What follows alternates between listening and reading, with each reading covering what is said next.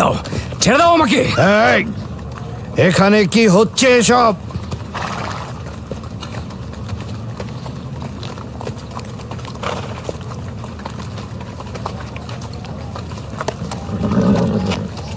ওকে ছেড়ে দাও আর অভিযুক্তকারীকেও মুক্ত করো।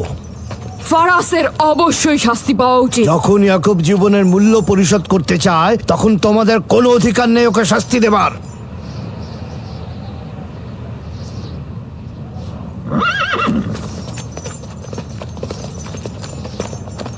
তাকে মুক্ত করে দিন।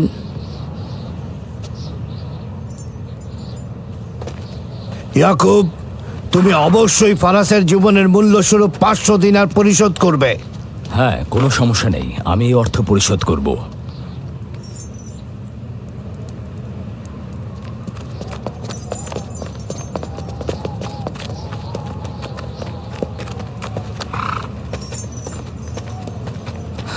খোদা তাআলা আমার দয়ালু মামাকে হেফাজত করুক।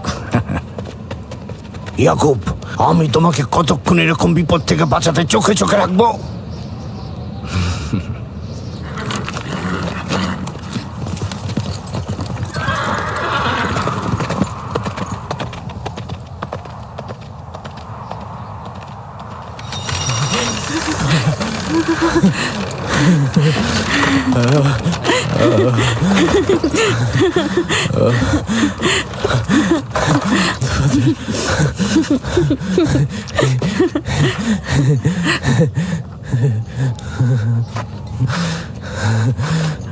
আপনি মহান, আমরা কৃতজ্ঞ। আমরা অনেক কৃতজ্ঞ আপনার কাছে। আমার জীবনের মূল্য স্বরূপ যে অর্থ আপনি প্রদান করবেন তার বিনিময়ে সারা জীবন আমি আপনার কৃতদাস হয়ে থাকবো। আপনি মহান, আপনি মহান। আপনি ফারাজকে মৃত্যুর হাত থেকে বাঁচিয়েছেন, আপনি আমাদের নতুন জীবন দিয়েছেন। হয়েছে হয়েছে, এবার এসো এসো।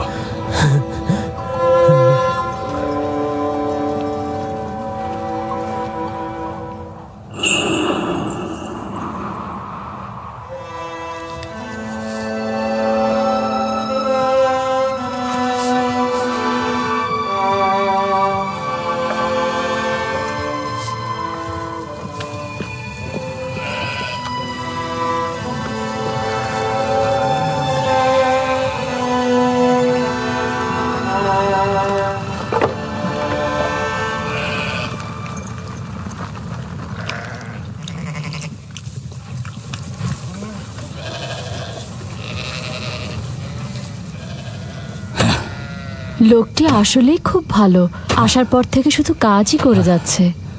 হ্যাঁ, বছরের পর বছর ইস্তার ফাদ্দান ও ব্যাবলের লোকজনকে অন্যায়ভাবে কোরবানি দিয়ে আসছে। আজ তোমার পিতার জন্য আমি ও ফারাজ বেঁচে গেছি। আপনি ওর জীবন বাঁচিয়েছেন বলেই ও ইস্তার পূজা ছেড়ে এক খোদার ইবাদতে মশগুল হয়েছে। হ্যাঁ, তা হয়েছে রাহেলা। আসলে যখন সে মৃত্যুর হাত থেকে রক্ষা পেয়েছে তখনই এক খোদায় বিশ্বাস এনেছে। আমাদের মুসাফির কখন পৌঁছবে? খুব শীঘ্রই হে খোদার নবী, বেশি দিন বাকি নেই। বছরের পর বছর তোমার সন্তানের প্রতীক্ষায় রয়েছি। যদি খোদা চায় তো খুব শীঘ্রই এই প্রতীক্ষার অবসান ঘটবে।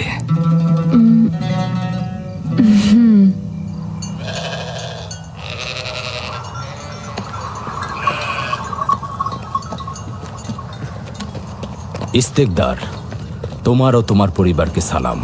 তোমার উপরও দরুদ বর্ষিত হোক ইয়াকুব রাখাল। হ্যাঁ, কৃতজ্ঞতা জ্ঞাপন করছি। মন্দিরে ইস্তারের জন্য খোরমা হাদিয়ে নিয়ে যাচ্ছ? প্রভুদেরকে তো অবশ্যই খুশি করতে হবে, তা না হলে তো এবছর বৃষ্টিপাত হবে না, তাই না? আমার কিন্তু মনে হয় মন্দিরের ইস্তারে চাইতে তোমাদের বেশি দরকার ওই খোরমা। তোমার কাজ হচ্ছে আমাদের খোদাকে অপমানিত করে আমাদেরকে রাগান্বিত করা, তাই তো? তোমরা কি নিশ্চিত যে ইস্তারের মন্দিরের ওই পাথরের মূর্তিগুলো সত্যিকার অর্থে বৃষ্টি বর্ষিত করতে পারবে? তোমার এসব কুফরি কথাবার্তার কারণেই আমাদের মন্দিরের খোদা নাখোশ হয়েছে, আর এই কারণেই ফাদ্দানের আকাশে আজ মেঘ নেই। এই ইয়াকুব, ইস্তারের অবমাননা থেকে তুমি নিজেকে রক্ষা করো। চলে এসো, চলে এসো।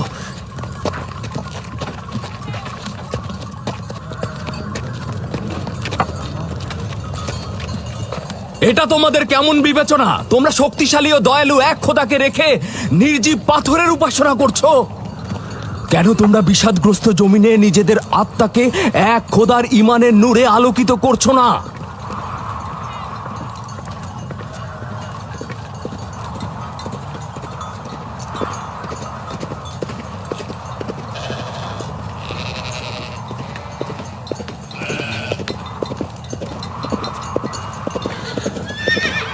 হে মহান ইস্তার ইলাহি, তোমার ফলপ্রসূ এই মন্দিরখানা তোমার শত্রুদের রক্ত দ্বারা পবিত্র করব।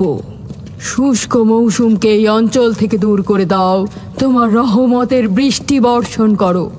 হে মহান ইস্তার ইলাহি, তোমার এই ফলপ্রসূ মন্দিরকে তোমার শত্রুদের রক্ত দ্বারা পবিত্র করব। হে মহান ইস্তার ইলাহি, এই অঞ্চলের শুষ্ক মৌসুমকে তুমি দূর করে আলী দাও, জনাব। তোমার রহমতের বৃষ্টি বর্ষণ করো। হে ইয়াকুব আবারও মহান মন্দিরের ইস্তার বিপক্ষে ইলাহি, দাঁড়িয়েছে। আমাদের খোদাকে তোমার অবজ্ঞা করেছে। রহমতের বৃষ্টি বর্ষণ করো। হে ইশতেকদারের সাথে মহান মন্দিরে ঢোকার সময় ইস্তার কথা ইলাহি, বলেছে। তোমার আমিও দূর রহমতের থেকে দেখেছি। বৃষ্টি বর্ষণ করো। হে মহান ইস্তার ইলাহি, তোমার ইয়াকুব হাত গুটিয়ে বসে থাকবে না। ধ্বংস করো, তোমার দুশমনদের ধ্বংস করো, আর ফারদানের জনগণের উপর রহমতের বৃষ্টি বর্ষণ করো।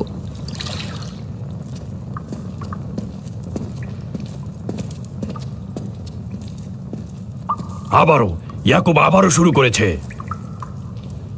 আশা করছি ওর উপর এবার খোদার লানত বর্ষিত হবে। এখন আমাদের কি করা উচিত? লাবানকে এখানে ডাকো, তার সাথেই সমাধান করব। যত তাড়াতাড়ি সম্ভব লাবানকে আমন্ত্রণ করো।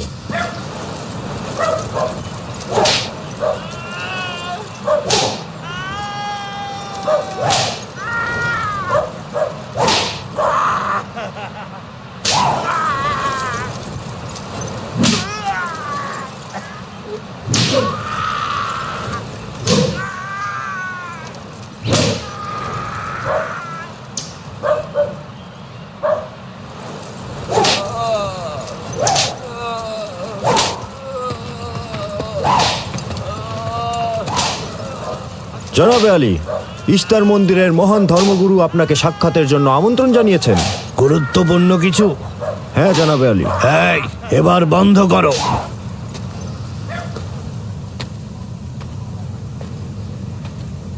তুমি যদি আবারও চুরি করেছো তাহলে তোর আর আঘাতে আর জীবিত ফিরবে না।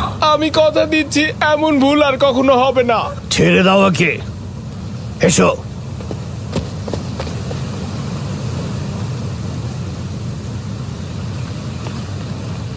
প্রকৃতপক্ষে বিষয়টা আসলে আপনার জামাতা ইয়াকুবকে নিয়ে। ইয়াকুবের আমলনামা তার নিজের সঙ্গে সম্পৃক্ত।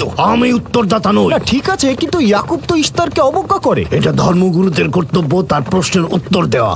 আর যদি উত্তর দিতে সক্ষম না হও তাহলে কেন আমার শরণাপন্ন হও?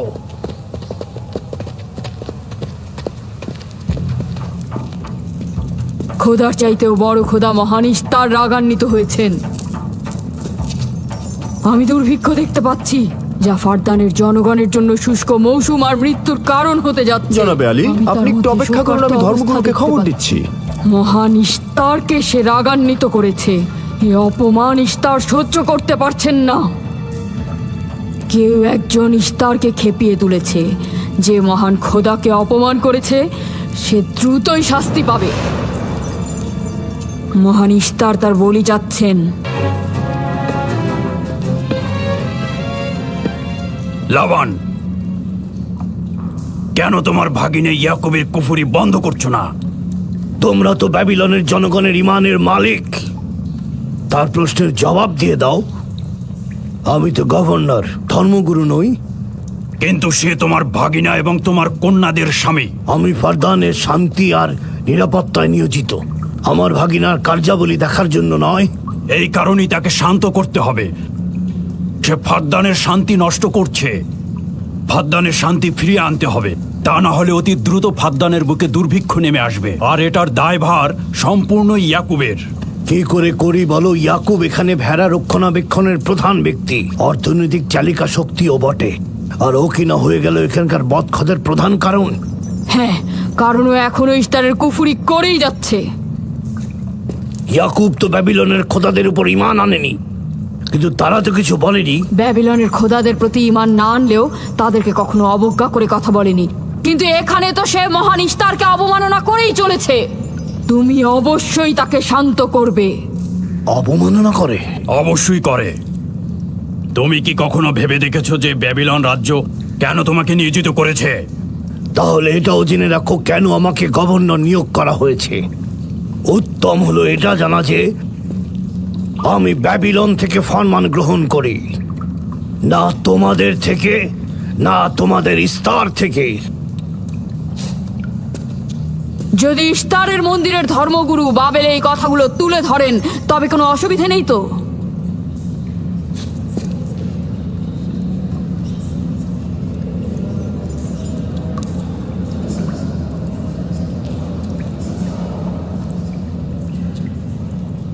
ঠিক আছে, আমি ইয়াকুবের সঙ্গে কথা বলছি। ইয়াকুবকে বলে দেবেন, আর কখনো যদি আমার পরিবারের সাথে ইশতার নিয়ে কোনো কটু কথা বলে তাহলে তাকে আগুনে নিক্ষেপ করা হবে।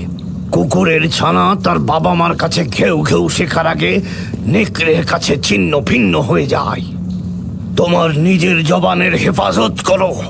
এবারের মতো ক্ষমা করে দিচ্ছি, পরের বার কিন্তু করব না।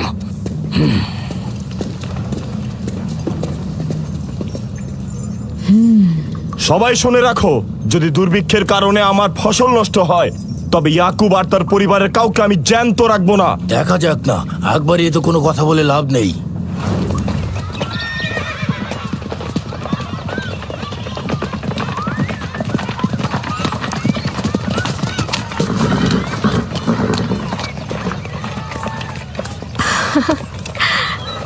আব্বাজান এসেছেন।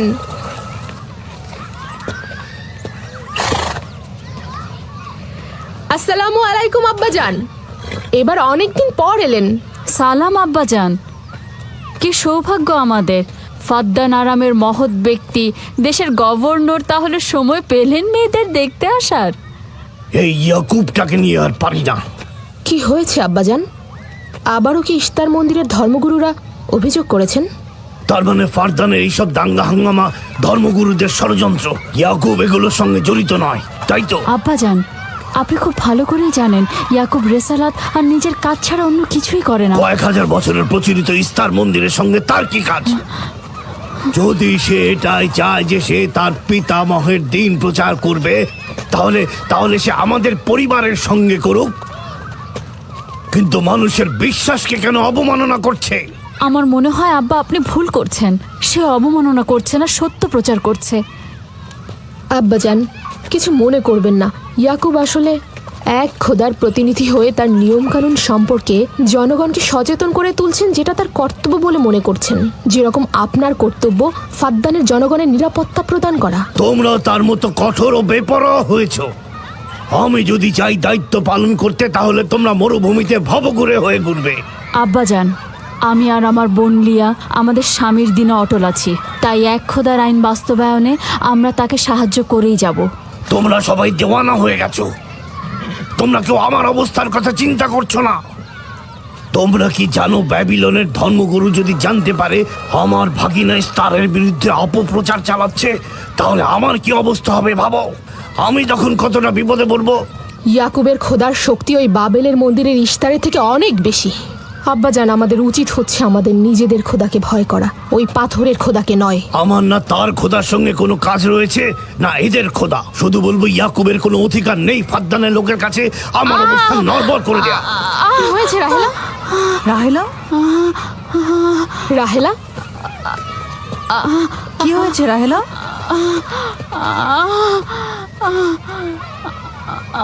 রাহেলা, রাহেলা, কি হলো তোমার? এমন করছো কেন?